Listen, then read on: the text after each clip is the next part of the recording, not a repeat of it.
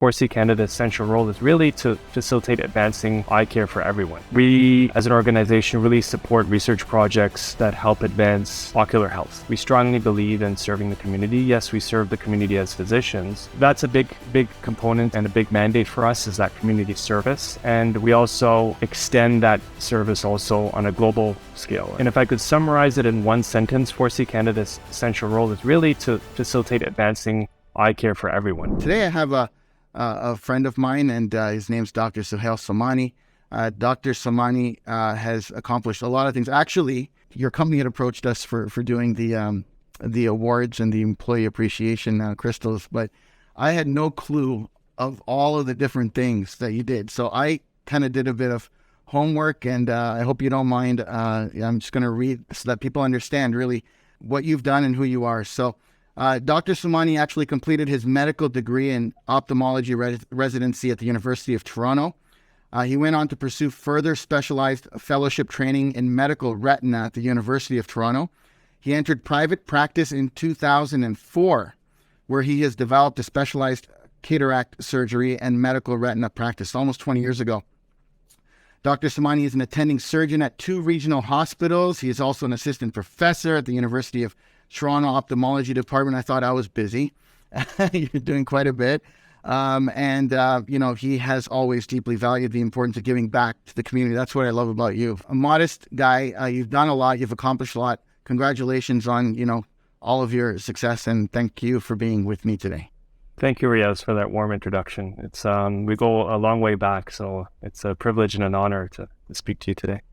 Thank you. It's been fun. So, like I said, what I guess started this whole thing was, your company had approached us to work on a really cool project for you guys, and you were looking for something unique, and we aim to please and impress and wow. So my first question is, were they amazed? Were the recipients happy with what they got? Absolutely. There was a definite wow factor. We sort of really believe strongly in recognizing employees in our practice that have shown loyalty and dedication, not only to our practice, but also to helping assist and serve patients and the physicians who care for those patients. And so it was a unique opportunity really to recognize that amongst all of their colleagues. And none of them were expecting this gift. And certainly when they did get it, they were extremely proud, and to the point where now when I go into their workspaces, a lot of them are actually displaying it as a badge of honor. And so congratulations for pulling that off in record time, and more importantly, for the quality and the craftsmanship that went into that award. Thanks for that. It was definitely fun to work on. So we started there, and then, I began to hear a little bit about other things that you were involved in. I read up on it, and I saw that you were a part of one of the founders at 4C Canada, and I thought it was such an amazing vision, such an amazing initiative that we wanted to be more involved. And not only did we want to be involved, but I think it's important to have others understand really what's going on here, and that's kind of what has initiated this conversation. So I was hoping maybe you could actually give us a little bit of a background on what 4C Canada is. Sure. So as you alluded to earlier, we're a group of ophthalmologists that work and have worked in the GTA region for quite a while. We have over time recognized a few gaps in care in a few areas that we felt we could potentially do more in terms of giving back. We initiated 4C Canada as an independent Canadian registered charity, really focusing on initiating and supporting endeavors that relate to ocular health. And if I could summarize it in one sentence, 4C Canada's essential role is really to facilitate advancing eye care for everyone, be it locally or globally. Now, when you say, I guess, providing eye care, ocular service, what sort of treatment would one get? Is it like an eye checkup, or is it, something more specialized? So it's a broad umbrella organization that really has 3 main pillars in terms of areas that we'd like to focus on in this particular charitable organization. The first big pillar is research. We, as an organization, really support research projects that help advance ocular health. And in order to advance ocular health, we have to critically examine what we're doing every day and to determine if we're really providing evidence-based medicine to our patients. We all graduate from medical school but it takes a lot of resources and time to really dive deep in some of the matters that mean most to patients. And we have clinical questions that need to be answered that can help our patients. And so 4C Canada, as a charitable organization, its role is to provide and assist in resources to see the research projects through to fruition. And that would either be in the form of grants, for example, or that could be in the form of providing research scholarships to students or medical students to undertake some of these projects. But the end result is one of the big pillars is research. The second big pillar for 4C Canada is really to encourage education. You'd be surprised to hear that, Canadian medical graduates are amongst the top graduates in the world when it comes to medicine. But it's amazing that the amount of time they spend studying ocular health related issues in their entire 4-year curriculum or 3.5-year curriculum is not that significant. It's considered a very niche specialty. And so at 4C Canada, we felt it important that we expose medical students or medical trainees of that matter to a field that they may not be totally exposed to during their medical school. And so 4C Canada provides opportunities through electives, for example, through internships to spark an interest, create a spark in some of these individuals to hopefully pursue this as a career once they graduate from medical school, because there is a need, right? There's always a need for more eye specialists. And we want to exposure to the people that are already studying medicine, but now kind of making them aware of potentially going into this very specific specialty. And it is a specialty that requires postgraduate training up to 5 years after completing medical school. And so we really want to be that vehicle, that facility where students can come to and latch on to and say, hey, this is something I want to do, or this is something I'm interested in doing. And giving them that vehicle in their medical school training, hopefully will create interest and bring about more like-minded ophthalmologists. Yeah. Interesting. I find it remarkable that, you mentioned that of the amount of time that they're studying medicine, there's such a small percent, and they're some of the best results, top results from the Canadian students, yet such a small percentage is focused in this area of specialty. The medical school curriculum is challenged because there's just so much to absorb, so much to learn in a compact 4 years. And so you can imagine every specialty has to have its exposure points. But this leads to really our third and final pillar of 4C Canada, and that is outreach. We strongly believe in serving the community. Yes, we serve the community as physicians, but are we serving the complete community? And what I mean by that is there are underprivileged amongst us, the vulnerable population, if you may call it that, the homeless or the marginally housed individuals or the refugees or the women and children's shelters. Individuals within those environments may not get the healthcare that they need or that they deserve. And so one of the mandates of 4C Canada is to facilitate local outreach to these individuals that otherwise would potentially be neglected.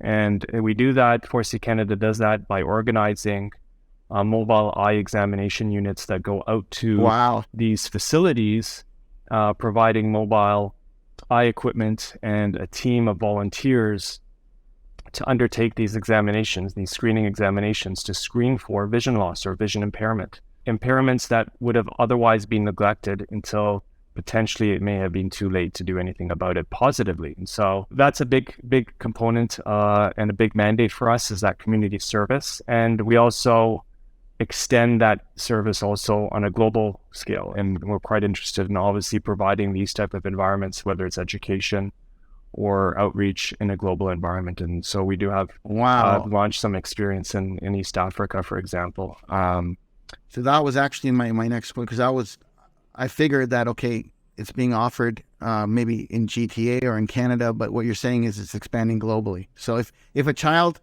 perhaps doesn't know it, but they can't see the chalkboard clearly, your services are going to diagnose the fact that they need eyewear. If an elderly person isn't able to see or sees things foggy, you're going to be able to diagnose that they need a cataract surgery, for example. Am I understanding correctly? I mean, through these outreach programs, the goal the fundamental goal is to identify individuals that need help. Once we've identified these individuals that need help in diagnosing, we create a treatment pathway to ensure that these individuals finally get the final form of treatment, whether it be medical, whether it be surgical, whether it be simple glasses, refractive eyewear, for example, to allow them to achieve their full potential. We're a full blanket organization that has volunteers from different stripes, and we have eye care providers who are not only opticians, ophthalmologists, optometrists, technicians, but we have a whole host of volunteers that sort of come out to these outreach programs, and so everybody's expertise is valued and utilized. Are you able to, I love stories. Are you able to share perhaps some real examples of, someone that has benefited from this outreach, maybe in one or in all three of the different verticals that you mentioned? Yeah, let's start with the outreach one because that's top of mind from what, carrying on from the point that you just mentioned. You hit a very interesting point, and that is children. Not all of us know that children's vision maturation occurs very early on in life. And it's fundamental before the age of 10 or 11 or 12 that they experience the world in clarity. After a certain age, then the central vision processing elements become more permanent and non-plastic. And what I mean by that is if we don't identify children at an early age with vision impairment and we catch them too late, even the treatment at that point may be too late to recover and reverse their visual impairment. And that's called lazy eye. You may have heard that term, lazy eye, also known as amblyopia in medical speak. And the only way to really identify some of these kids, because some of these kids are pre-verbal, some of these kids are preschool, is through screening and examination. And so it brings me to, your question, about a feel-good story. And that is when we go out to these refugee houses, for example, and examine obviously there's adults and seniors in the mix, but there's also kids. Our statistics have shown that 15 to 16% of the individuals that we've screened in these refugee houses in the GTA have some sort of visual impairment.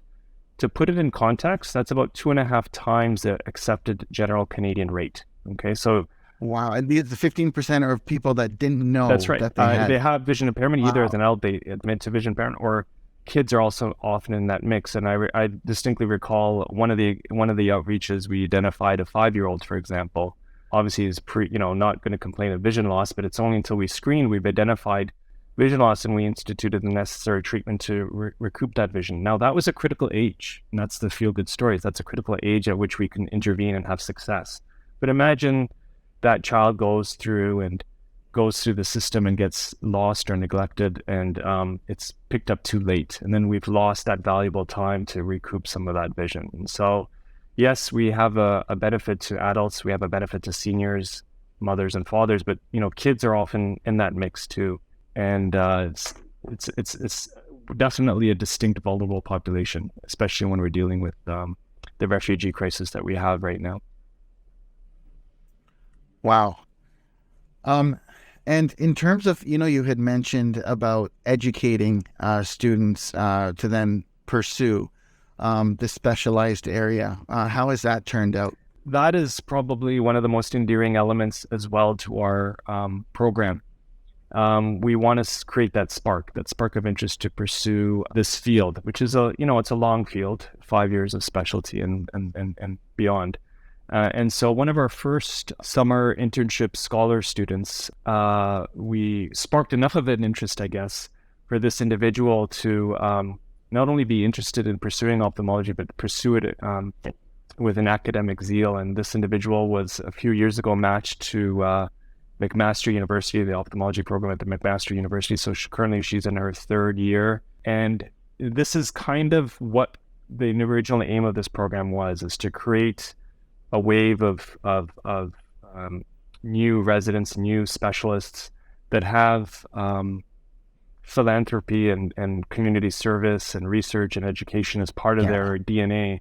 And so this individual, and there's others being after that as well, will carry the torch. will carry the torch of spreading the word, digging deep and providing solid research as a foundation for their clinical care, and outreach. And so this is kind of how the 4C Canada, we imagine it to grow organically and by those pillars. So education is definitely something we love.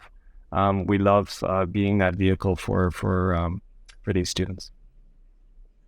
I love the spirit of encouragement and collaboration, providing, educating people on the opportunity of specializing in what is a very, very interesting field, actually, and or an interesting practice. I always believe that, either you can do it yourself or you can collaborate. And when you can share education with others and encourage people to even get beyond, what perhaps the best specialist has achieved in their career, this is betterment for the whole. And, it's kind of like when the tide comes in, all boats rise. And that's really what you want to achieve, right? So congratulations on that. That's amazing. There is a golf tournament happening, 4C Canada Golf Tournament.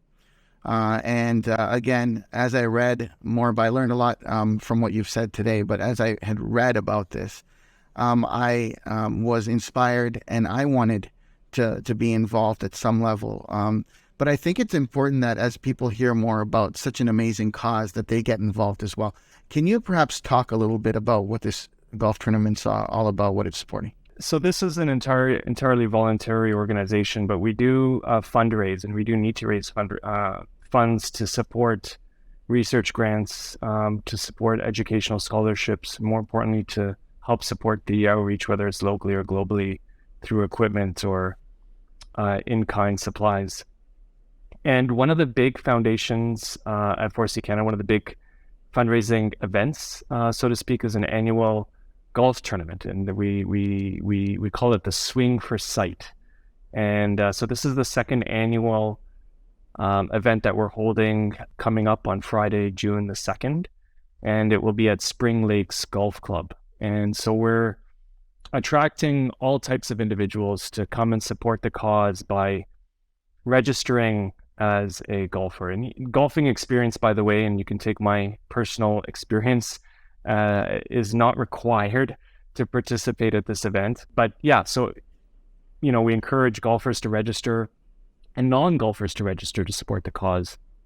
And we've been very blessed to have individuals that see the benefit of an organization like 4C Canada, either through being touched personally by the stories that we've shared today, or being exposed to some of the programs that we've run throughout the entire year. And so this is an opportunity to give back, I guess, and to support the program and really provide ammunition and juice to a lot of the volunteers to continue carrying this mission forward.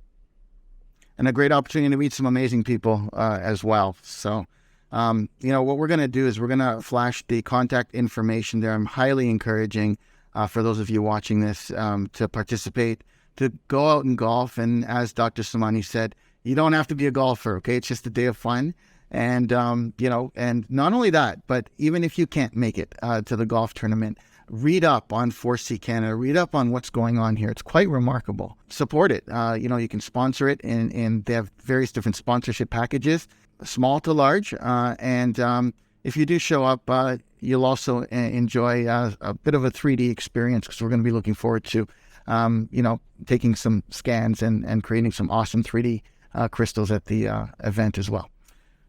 So we're going to put the contact information up on the screen, and just send an email and you can get a lot more information there. Now, Dr. Sohail Somani, I want to ask you a question. A lot of what we share on our channel is to an audience of entrepreneurs.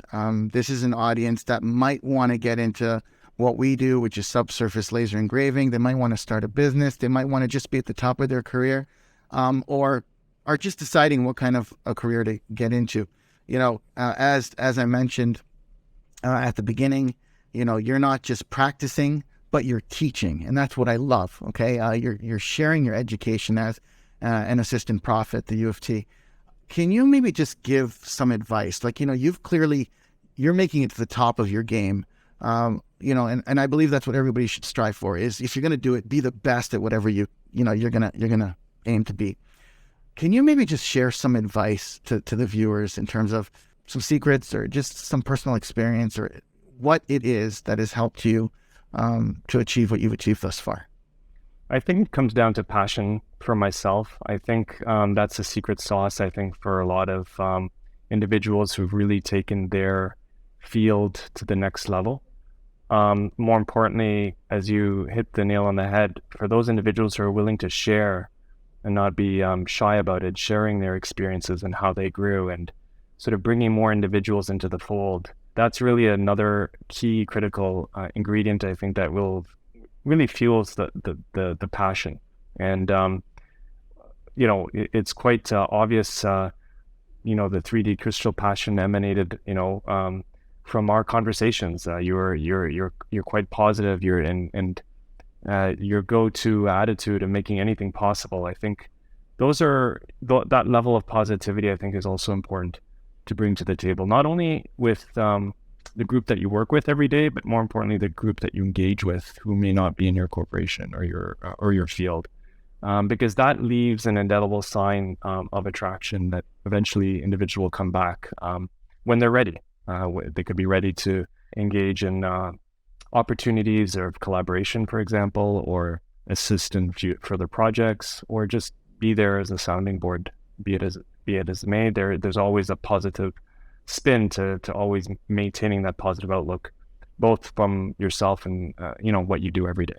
Awesome. And there you have it. Some words of advice from Dr. Sohail Somani, one of the founders at 4C Canada. Again, Dr. Somani, thank you so much for making the time to be with us today. Thank you, Riyaz.